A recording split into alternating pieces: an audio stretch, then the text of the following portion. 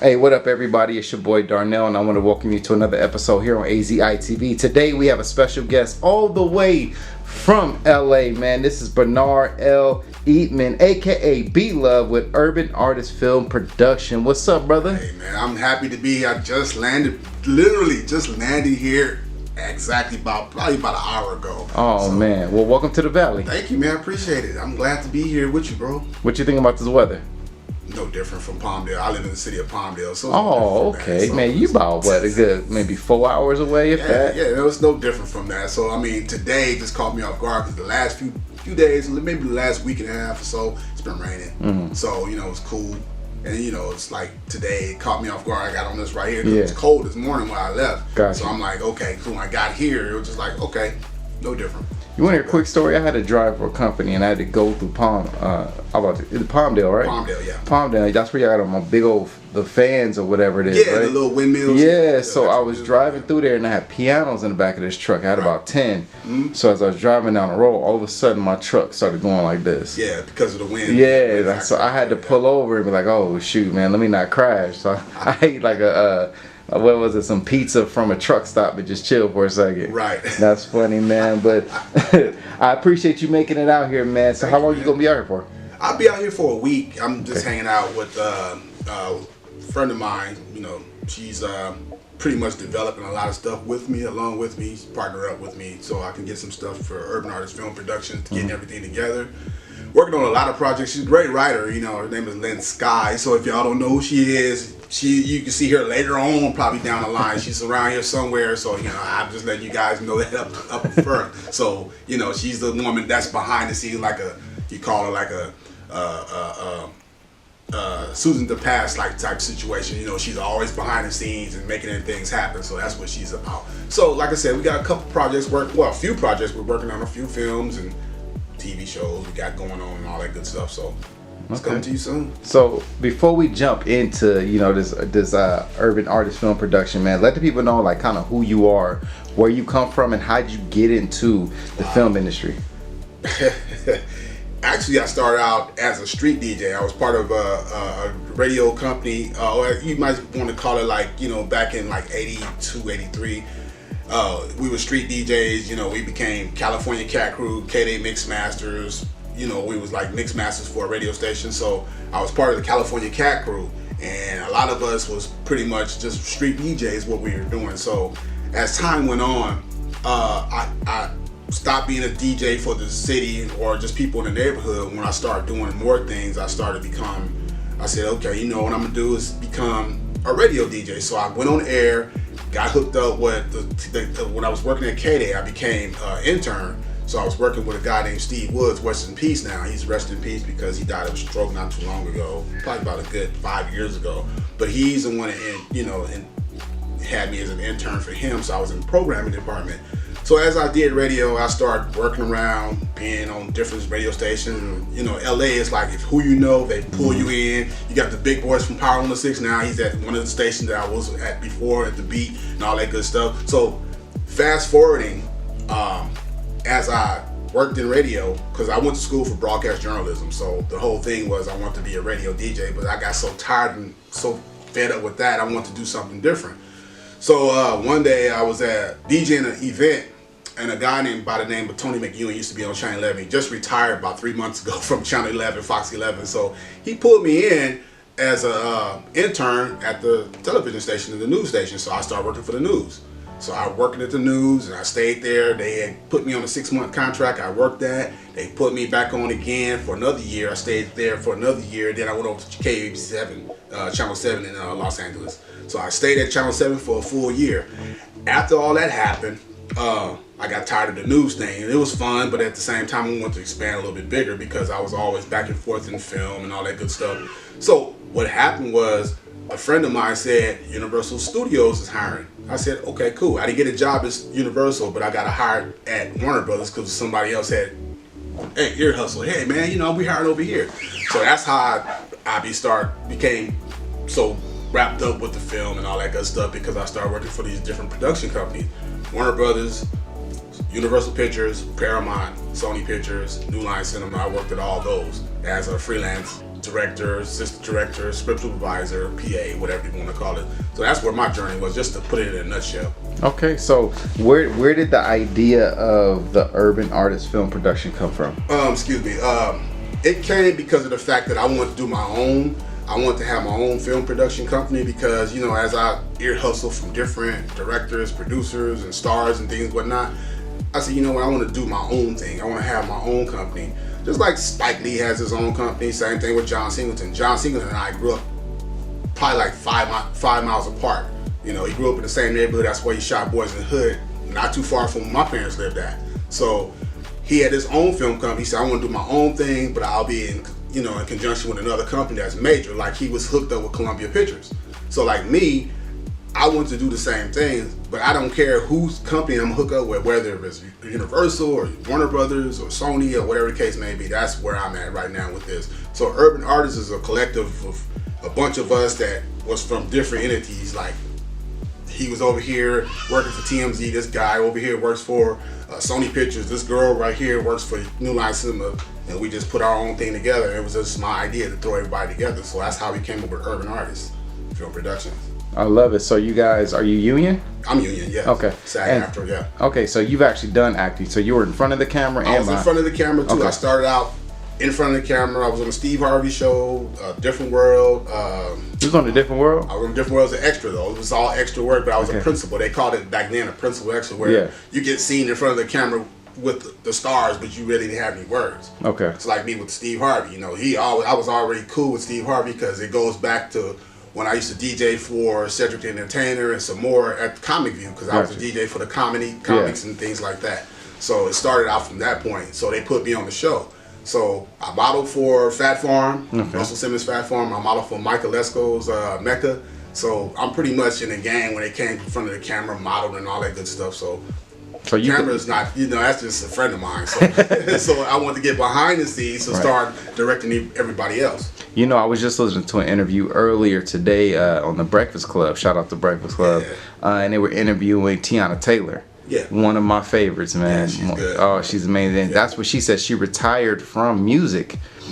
But she started directing and writing, and she, you know, it's stuff from her own production, right? So now the movie that's out now is actually, from what I'm told, it's kind of part of her production. You know what I mean? So I love it, man. So listen, you're here in the Valley for something spectacular, right? Something ginormous. Something amazing that has really never been done, right? So you're coming out here like the AZ's Tyler Perry in a way. Pretty much. So you're building a studio, correct? Correct. A film studio. Right. Break that down for me. Ooh, it's like we're pretty much just like I was mentioning to you earlier, that, you know, we're putting television shows together, you know, a film production studio, maybe a small radio station, just different barriers of like different. If we're gonna do a television show, we'll have that put together. We'll have a stage person to put a whole set together for us and things like that. If we're gonna get some pickup scenes that we need to shoot here and edit everything here and do everything here, because to me it's a junction situation, because I'm back and forth. I'm here as well as LA, because I got a lot, like pickups gonna be a lot of the LAs too, because a lot of familiar places out there, you know. But since this is like all new, then we can do something here as well, you know. So that's the whole thing. So we're trying to put something together, like, you know, where people like, wow, you know, they, like you said about the Tyler Perry things, you know, he had brought that whole thing and just made something happen out of that. Same thing with Francis Ford Coppola, if you want to, you know, rewind years before that.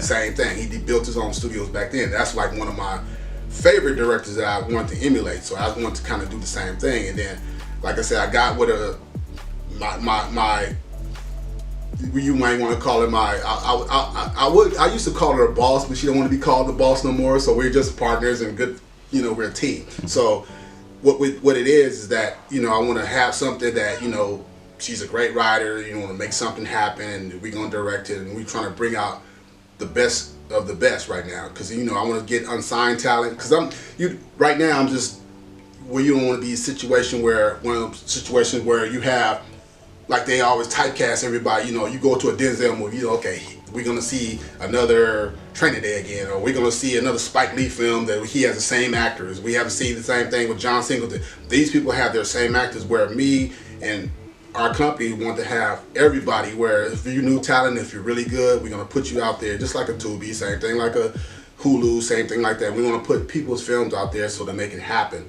And that's my biggest goal, is just to make somebody happen that, you know, they can, hey man, you know, you brought my skills to life, and let me see what this is about, so that your family can see what you got going on here on the big screen, and that makes me look good too. So, yeah, no, I definitely love that, man. That's encouraging, because I people think that, you know, this film life is easy. No, you know, and I'm gonna tell you, it's not the cheapest way to go neither, because you know, cameras and lenses and editing and computer lighting, sound, this and oh my god, the whole nine, man. So I applaud you for what you're doing. Now I know that your ultimate goal is to get 46 acres.